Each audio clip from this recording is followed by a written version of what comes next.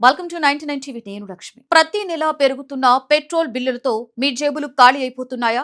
Litre petrol 100 రూపాయల mark దాటి సామాన్యుడికి చుక్కలు చూపిస్తున్న తరుణంలో భారత ఇంధన రంగంలో ఒక పెను విప్లవం రాబోతోంది.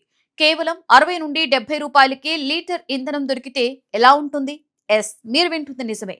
భారతదేశంలో సరికొత్తగా లాంచ్ కాబోతున్న E85 పెట్రోల్ వాహనదారుల ఇంధన కష్టాలకు చెక్ పెట్టడమే కాకుండా కాలుష్యానికి కూడా భారీ బ్రేక్ వేయబోతోంది. అసలు ఏంటి ఈ 85 పెట్రోల్?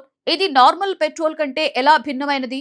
దీనివల్ల మీ బైక్ లేదా కారు మైలేజ్ పెరుగుతుందా లేక ఇంజిన్ పాడైపోతుందా? ఈ సరికొత్త ఫ్యూయల్ వెనుక ఉన్న అసలు లాభ నష్టాలు మరియు పూర్తి ఇన్ఫర్మేషన్ ని ఈ వీడియోలో చూద్దాం. భారత ప్రభుత్వం దేశీయంగా కాలుష్యాన్ని తగ్గించడానికి మరియు ముడి చమురు దిగుమతుల భారాన్ని తగ్గించుకోవడానికి బ్లెండెడ్ ఫ్యూయల్స్ వైపు వేగంగా అడుగులు వేస్తోంది.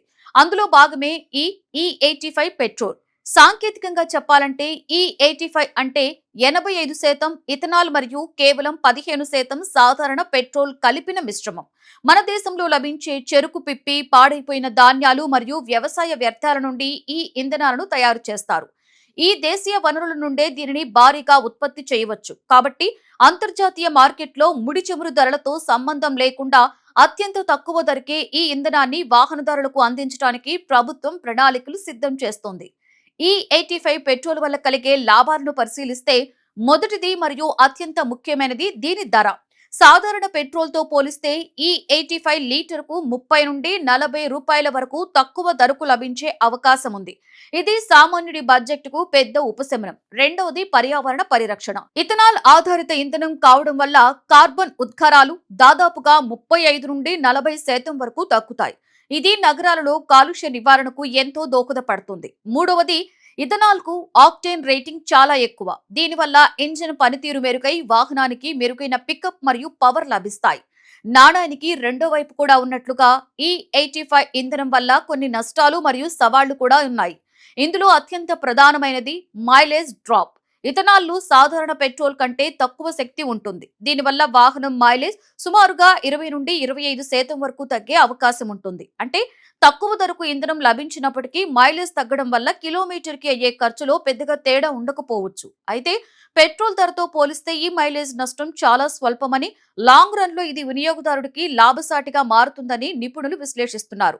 ఇక రెండవ అతిపెద్ద మైనస్ పాయింట్ ఏంటంటే, మీ దగ్గర ఉన్న పాత బైక్ లేదా కార్లలో E85 పెట్రోల్ ని నేరుగా వాడలేరు. ఇథనాల్ ని తేమని ఆకర్షించే గుణం మరియు లోహాలను క్షీణింపజేసే స్వభావం ఉంటుంది. దీనివల్ల సాధారణ ఇంజన్స్ లోని ఫ్యూయల్ లైన్స్, పిస్టన్లు మరియు రబ్బర్ విడిభాగాలు త్వరగా పాడైపోయే ప్రమాదం ఉంటుంది. ఈ ఇంధనాన్ని సమర్థవంతంగా వాడాలి అంటే మీ వాహనం తప్పనిసరిగా ఫ్లెక్స్ ఫ్యూయల్ ఇంజిన్ ని కలిగి ఉండాలి. ప్రస్తుతం ఆటోమొబైల్ సంస్థలు ఈ సాంకేతికతతో కూడిన సరికొత్త బైక్లు మరియు కార్లను మార్కెట్లోకి తీసుకురావడానికి వేగంగా కసరత్తులు చేస్తున్నాయి. భారతదేశంలో ఈ ఇంధనాన్ని పూర్తి స్థాయిలో అందుబాటులోకి తీసుకురావడానికి ఇన్ఫ్రాస్ట్రక్చర్ పరంగా కూడా కొన్ని సవాళ్లు ఉన్నాయి. దేశవ్యాప్తంగా ఉన్న పెట్రోల్ బంకుల్లో E85 కోసం ప్రత్యేకమైన స్టోరేజ్ ట్యాంకులు మరియు డిఫెన్సింగ్ మిషన్స్ ను ఏర్పాటు చేయవలసి ఉంటుంది. అంతేకాకుండా దేశవ్యాప్తంగా ఇథనాల్ ఉత్పత్తిని భారీగా పెంచాల్సి ఉంటుంది. ప్రభుత్వం ఇప్పటికే ఇథనాల్ బ్లెండింగ్ రోడ్ మ్యాప్ ని వేగవంతం చేసింది మరియు ఆటోమొబైల్ కంపెనీలకు ఫ్లెక్స్ ఫ్యూయల్ ఇంజిన్స్ ని తప్పనిసరి చేసే దిశగా అడుగులు వేస్తోంది. కాబట్టి రాబోయే రోజుల్లో ఈ సవాళ్లన్నీ అధిగమించి మీ గ్రీన్ ఫ్యూయల్ మనకు విస్తృతంగా అందుబాటులోకి రానుంది. కాలుష్యాన్ని తగ్గిస్తూ దేశీయ ఆర్థిక వ్యవస్థకి ఊతమిచ్చే ఇలాంటి ఇంధన విప్లవాలు మన దేశానికి ఎంతో అవసరం.